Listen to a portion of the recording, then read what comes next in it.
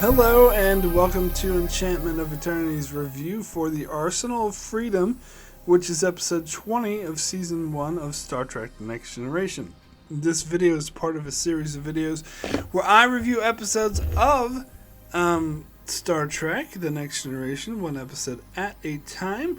In this video I cover the episode The Arsenal of Freedom. So the Arsenal of Freedom is the episode where the Enterprise is sent to find a missing ship, and they find a world whose inhabitants had been destroyed, but before were arms dealers, and the weapons that they were selling are still active, and they actively hunt down the away team that gets trapped on the planet, and then another space-bound weapon attacks the Enterprise with Geordi LaForge in command, having his first command in dealing with other officers who don't like him being in command. And so the weapons keep advancing and getting smarter and better, and eventually Picard finds a way to shut them off by simply telling the program that they're going to buy the weapons, which solves the problem, but not for the one in space, apparently, as Geordi LaForge has to do some very ingenious tactics in order to spot this hard-to-spot weapon. They manage to destroy it and beam up the away team, and they all return safely. So, I think this is one of the better episodes of Season 1. This is one of the ones that actually, when I first started getting into Star Trek, that I really attached to the most, especially because, as I said, I was watching this for the first time when I was like 12, 13 years old, and this one was one of the more action-packed episodes of The Next Generation, particularly its first 4 seasons, and so it appealed to me in that regard. And looking back on it, I still think, yeah, this is definitely, especially having gone through season 1 of TNG, which has a lot of bad episodes in it. I think this is one of the better episodes of season 1, but if you look at it, the plot is nonsense. Now there's a lot of great, not only is there great action and suspense, there's great character stories. You get the great character story of LaForge being put in command of the Enterprise and having to deal with that, and actually handles it quite well, but he has a couple of junior officers who aren't handling it well, and he has to support them, and then deal with the chief engineer Logan, who's deciding to be a dick to him at every turn. And then there's a good character story of Picard and Crusher, where Crusher is injured and Picard has to care for her, and they're sort of reminiscing about how Crusher's past, and her grandmother was in the colony. The Condal stuff doesn't come till season 7, though, so I'm not going to talk about that. The Condal ghost. But anyway, so those are good character moments there as well. And yeah, and it was adequately suspenseful with a different weapon always upgrading and continually coming after the away team. It was a nice sort of pacing. It was a nice sort of way to hold suspense, that every 12 minutes another weapon was furnished, and this one even better than the last, and then it created this really good, really intense ticking clock where they knew they only had so much time before a weapon was invented that they could not defeat, that would definitely kill them. Now, let me get back to what I was saying about the plot being nonsense, because I think there's a lot of holes in this plot. First of all, I mean, you could try. Alright, so there are some workarounds with the first thing I'm about to say, but it still kind of is iffy in my opinion, and that is, if the whole purpose of this planet is to sell weapons, why are they attacking the seller? It doesn't seem like an effective way to do business to attack the people who are trying to sell you. Now, the work around that is that the people who are actually selling the weapons are all dead. They've been wiped out by their own creation, which is a Star Trek cliche we've seen many times before. And so you could say that the weapons were kind of gone rogue or were malfunctioning, and they're not necessarily functioning the way they should, and that's why, because there's no alive people to guide them, and that's why they are attacking the sellers. But I don't particularly buy that. I don't know. It seems like, as I said, this is a very Trek cliche to have weapons from a long dead society come back and haunt them. It's very reminiscent of the Doomsday Machine, except on a much smaller scale. And I guess we can assume that Paul Rice's ship, the Drake, was in fact destroyed by these weapons, which is the whole reason why the Enterprise comes to the planet in the first place. And by the way, Riker, who is apparently good friends with Paul Rice, never, mentions the fact that, oh, I guess my friend's dead anyway.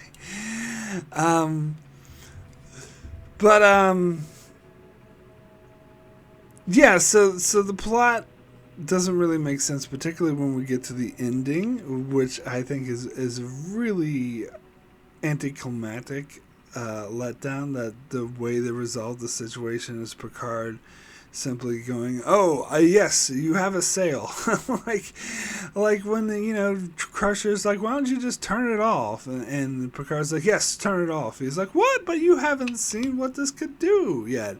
He's like, "No, I've seen enough." He's like, "Oh, that means you'll buy it?" He's like, "Yes, you made a sale. I'll buy it. Now shut it down." He's like, "Okay," but for some reason he only shuts down the one on the planet and not the one in space, which is a part of the same sales pitch. So that doesn't make any sense. Why would he not shut down the one in space as well? It's because we need to get this awesome moment with Geordi LaForge resolving the situation himself. But wouldn't they verify that they're actually going to buy the weapons or purchase them? I suppose you could again argue that in this computer system would actually, give way to the real life people, and the real life people would step in to complete the sale. But then, it kind of begs the question, why would they rely on all these automated systems to sell it anyway when they could have real life people do it? But why are we using AI when we could use real life people is actually a contemporary issue. So one could buy that, but I still think it's the whole reason of why these automated machines are attacking them and how they're able to resolve it just by saying, "Oh, we'll buy it," is kind of a nonsensical plot, but in my opinion, but the plot's not really the purpose of the episode. As I said, it's more an excuse for the action and suspense and the character stories that come from putting their lives in danger, which I do think is effective. I do like the story with Riker and Data and Yar on the planet. I think it was a really cool scene when they were impersonating Paul Rice, and Riker was trying to, he was told that, there's no life signs here. And it's funny because they say that in earshot of Paul Rice, so you think this machine would pick up on the fact that they know that he's not alive. But I always like to quote this when he goes, "Yes, my ship is the Drake." And he's obviously sort of acting funny, and I love how when Yeah, Riker does the bit about his ship. Oh, my ship's not the Enterprise; it's the Lollipop. It's a good ship. and and then Paul, the Paul Rice image was like, oh, what's the armament on the Lollipop? And he's like 10. It's like, what? 10 what? 6.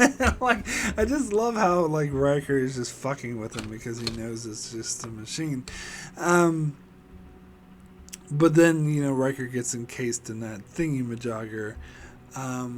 Yeah, which does create some tension, and then we get Picard and Crusher being down. I do think that Picard coming down was unnecessary, and I actually agree with Troy where she was like really objecting to him beaming down, and and I kind of like when she says to him, she says something like, "I highly object to this, beaming down to the planet," and Picard said, "Noted," and leaves. So that's basically saying like, I don't give a fuck.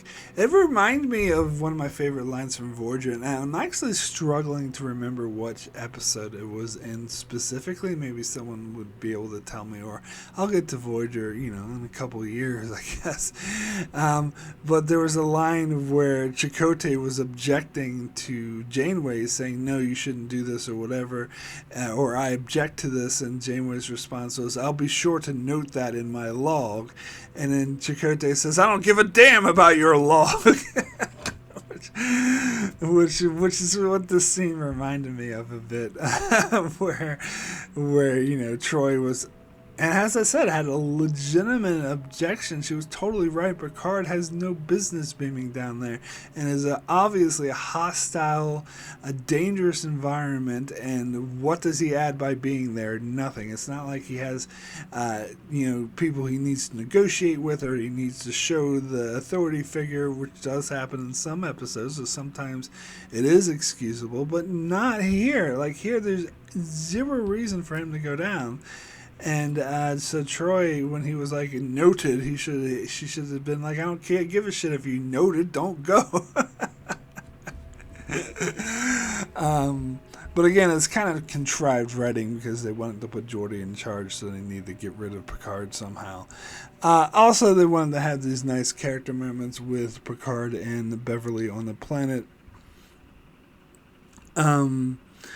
And this was nice too, but apparently this was originally written to explore the romance more between Picard and Crusher, which was hinted at in earlier episodes like The Big Goodbye and The Naked Now.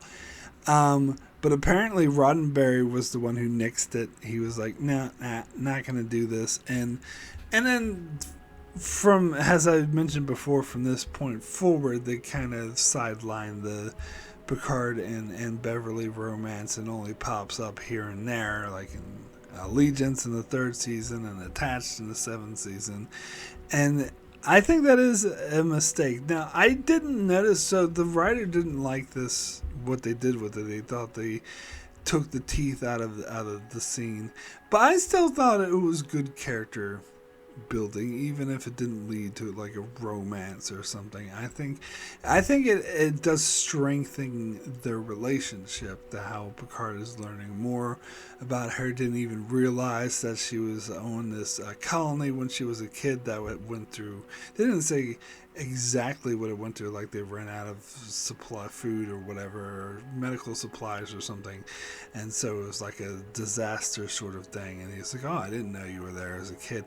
So that was interesting. It was also interesting how Picard was having to care for Crusher. Apparently in the original script, Picard was the one who was injured, but I think it is way more interesting with Crusher being the one who's injured, because she's the doctor.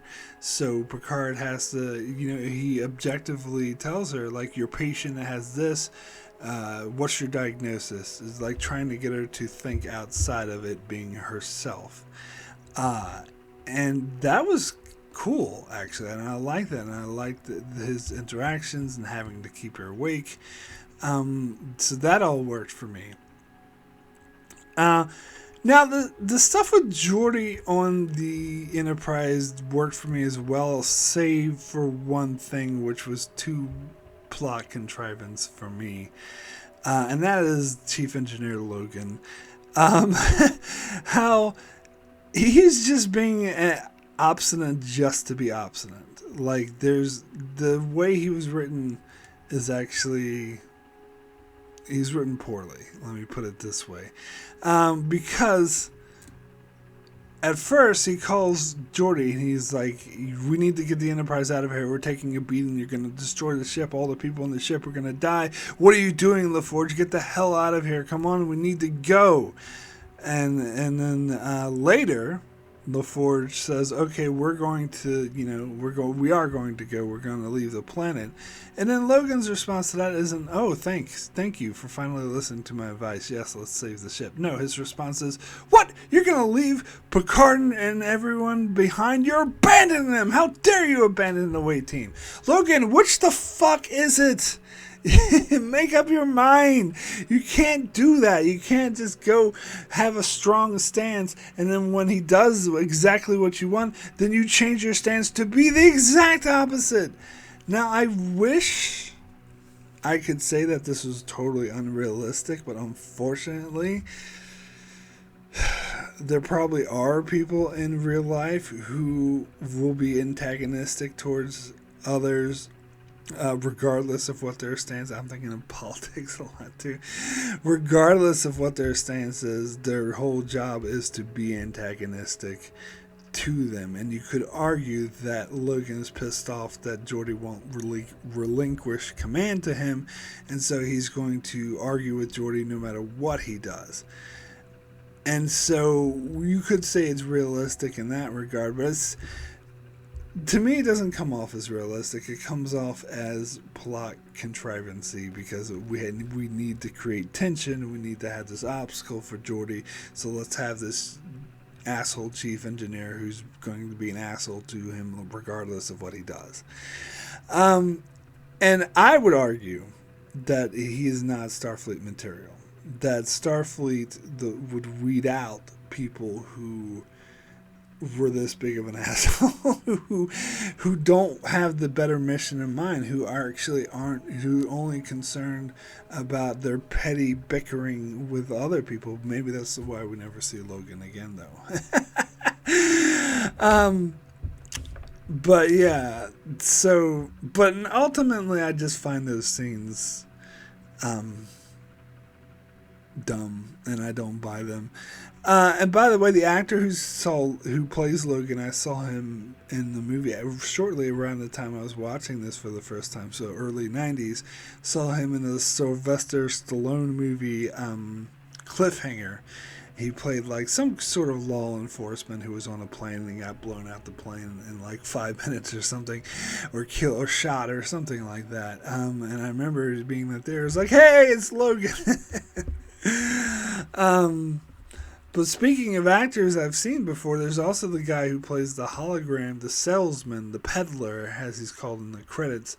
I recognized him instantly when I first saw this episode because I've seen him in a bunch of stuff, sort of a character actor. But the one that stuck up with me most was the movie Ghost, which apparently I liked when I was 11, 12. Now I think that movie's terrible. But there was this scene where Patrick Swayze was a ghost and he was on the subway train, and you found out that this other guy walking towards him was also a ghost, and he didn't like the fact he was on this train, so he was just yelling at him, "Get off my train!" And so me and my sister always referred to him as the "Get off my train" guy. He was in a couple other things. Like I remember he played one of the Penguin's henchmen in Batman Returns, and stuff like that. But I remember, first watching this episode and being like, "Hey, it's the Get Off My Train guy." Even though he filmed this episode before Ghost, like by several years, but I actually saw Ghost first before I saw this episode. But anyway, and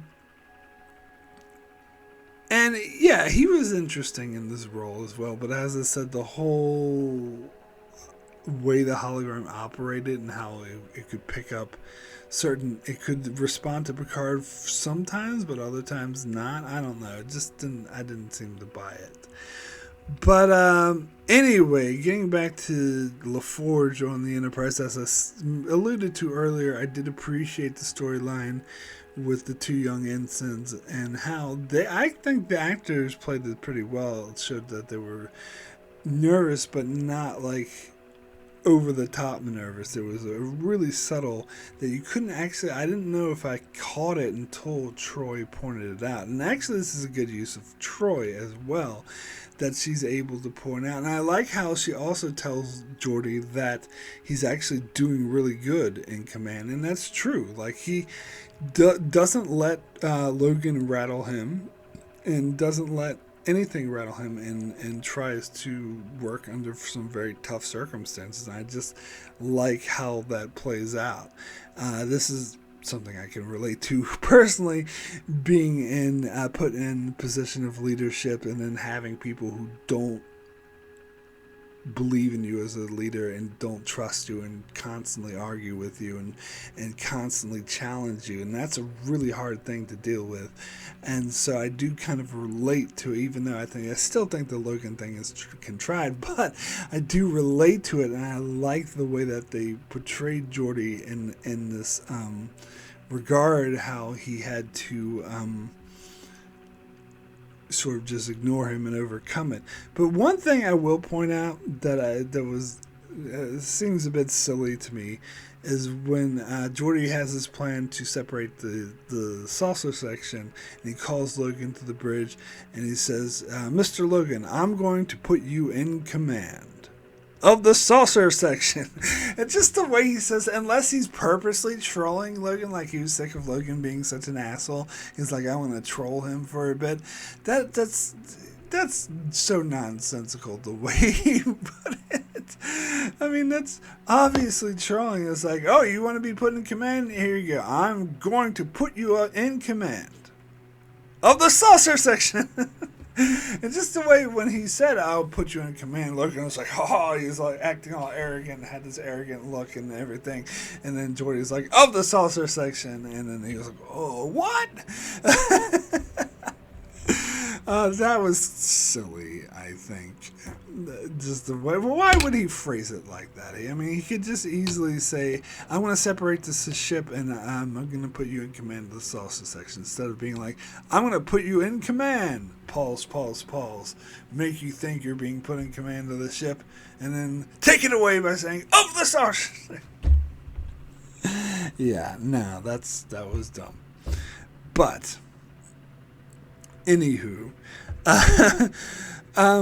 so I do like how Geordi had to come up with the idea of taking the Enterprise low into the atmosphere, hoping the weapon would follow them, because this was a very effective weapon, because it was almost impossible to see. It would fire, then cloak, then fire and cloak, and since it was such a small target, it made it very, very hard to hit, which is why I think the point of it is. And so he was able to overcome it by getting it to go into the atmosphere where they didn't need to see it. They could see the disturbance in the atmosphere around it and fire and target it that way, which I think is clever. So I did like that as the ending. Now, the other thing I should mention is the saucer separation itself. And I think I mentioned this in other videos. This is the only time in the entire show where the saucer outside the pilot, of course, but it's the only time in the entire show outside the pilot where they actually use this saucer separation for the purpose it is supposed to be used for. Like in the pilot, they sold it as kind of like, whenever there's a dangerous situation, we're going to jettison the saucer section, which has all the families and civilians and everything, and we're going to move to this battle bridge. They even called it the battle bridge. So the whole point of it was to do battle and to, for intense situations. And they showed this off in the first episode, even though it was arguably totally unnecessary with Q. But here, to actually use it for what it's intended to, because Geordi knows that he's going to do a risky thing with the ship, and so he doesn't want to risk all the civilians, so he sends them off to, go fuck off to Starbase 80 or whatever. That's from Lower Decks. I don't know, some starbase. Go to some starbase while we continue. And that got me thinking, like, how could the saucer section continue onto a starbase without warp drive? I thought that they were going to go and go and warp and then separate while at warp, and then so the saucer section could continue going in warp. It sort of makes but that's apparently been established in Encounter Farpoint as dangerous. So it kind of makes the whole point of saucer separation. I railed against this before. It's kind of useless, especially if you're in a battle situation where your foe could chase you, because they could easily chase the saucer section, which would be a sitting duck, which have no good weapons, no engines.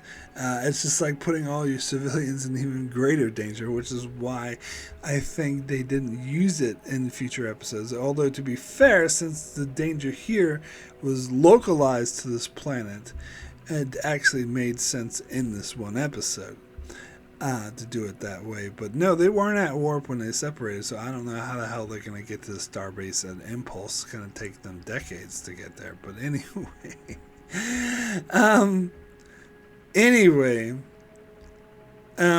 so yeah, they never use this saucer separation thing again for its purpose. I know you're all thinking, oh, they used it in Best of Both Worlds Part 2. Yeah, but that was a tactic that wasn't used for the purpose of let's save the civilians and go into a dangerous situation. They're already in a dangerous situation with the Borg. They didn't give a fuck about the civilians, obviously. They were just using it as a tactic in order to distract the Borg. So it wasn't used for the purpose that it was meant to in the pilot episode. So as I said, this is the only time that is used for the purpose that it was supposed to be used for. And this was rightfully abandoned in later seasons because I think it's a stupid idea. As I just pointed out the flaws in this plan. So this stands out as kind of a anomaly in the series where they were still entertaining this idea of having the battle bridge or the star drive section be go into danger or whatever. So anyway, that's pretty much all I have to say about this episode. So now I would like to thank all those that support me on Patreon. It's very much appreciated. Helps the channel thrive. We have Greg Marley, Francisco Chuck Hooks, Kyrie091, Anthony D. Benedictus, Ricky Managester, Joel Viles, Alessandro Miguelcio, Norman Buchwald, Stephen Kennedy, Brenton Berg, Allison Fordyce, and Brandon Neal Howes. Thank you all so very, very much for your support. Now, we have a few patron comments for this episode. And let's see, just bringing those up. And first one is from Norman Buchwald, who says, the Arsenal of Freedom is at best a middling episode of Trek, but for season 1 of TNG, by default, one of the best. The first temporary captain in question story of TNG starts with Geordi, and Dr. Crusher gives backstory of Nana that I suspect many warranted follow-up. Little did they know. 6 lollipops, they are good ships, out of 10. Next comment, and if you don't know what Norman Buchwald's alluding to, if you're not as big of a Trek geek as he and I are, this is referring to the episode Sub Rosa, which features Dr. Crusher's grandmother, and that's a very cringe episode, and yeah, won't get into that. Anyway, next comment is from Ricky. Actually, this is one of the better episodes of Season 1 of TNG. I think from here on out, with the exception of Coming of Age, all the episodes are decent. of the first season. This one in particular was actually entertaining, and the thread of the episode was a bit intense and exciting. I also liked the pacing of the episode, where it wasn't too slow or too fastly paced. Overall, not exactly a great episode, but a decent one, so my rating is a 7 out of 10. And as always, as typical, though, I'm in complete agreement with Ricky. I think, and I mentioned this last week when I reviewed Coming of Age, that this was the swap over between Gene Roddenberry and Maurice Hurley being the showrunner, and strangely enough, the show got good instantly as soon as Maurice Hurley took over. Funny that. And Coming of Age is an exception because that was not a very good episode. But from here on out, and there's only like 4 episodes, or was it? No, 5 or 6. However many episodes, there actually are my favorites of season 1. I think better than the first half of season 1. What we got. Anyway, next comment is from Maddie Jester, who says, I like this episode. It's not an all-time classic, but I'll take quality where I can get it in season 1. I like how Geordi gets a chance to shine in command and saves the day in the end, and he doesn't let the other guy push him around. Good stuff. Also, a decent guest appearance from Vincent Schiavelli, too. I've always remembered him as the get off my train spirit from the movie Ghost. So it's not just me, it's also Maddie. So I guess it's a common thing. Anyway, he makes a kind of creepy salesman hologram, ultimately defeated by capitalism, just by the weapon. All in all, I think is a pretty solid 7 out of 10 adventure. Season 1 could have done with more of these. And the final comment is from Brandon Neal Howells, who says, I cannot take the planet scenes in this episode seriously because the sets look so damn fake. It doesn't help that Riker, Data, and Yara look like they're being chased by flying hair dryers. I don't believe that one law about the healing properties of roots on Earth would apply to any other planets in the galaxy. Apparently, there were fleas in the cave that Patrick Stewart and Gates McFadden had their not a love scene in, so I guess they deserve an awkward extra suffering. Geordi taking control of the star drive was far more interesting to me. I liked the way he coped, and I liked his junior officers. Fuck Chief Engineer Logan for 1, leaving his post and demanding Geordi's job. 2, berating Geordi for leaving the away team on Minos. 3, telling Geordi to leave the away team on Minos. I've read that this episode was a response to the U.S. government selling warplanes to Iran in 1974. I have also found online a speech by Franklin Delano Roosevelt made in 1940 titled The Arsenal of Democracy. Imitation is the sincerest form of flattery. Telling the salesman we agreed to buy the Echo Papa 607 seems rather a letdown to me. 4 future stories about Beverly Crusher's Nana out of 10. You gotta bring out that Nana. Didn't light the candle. Anyway.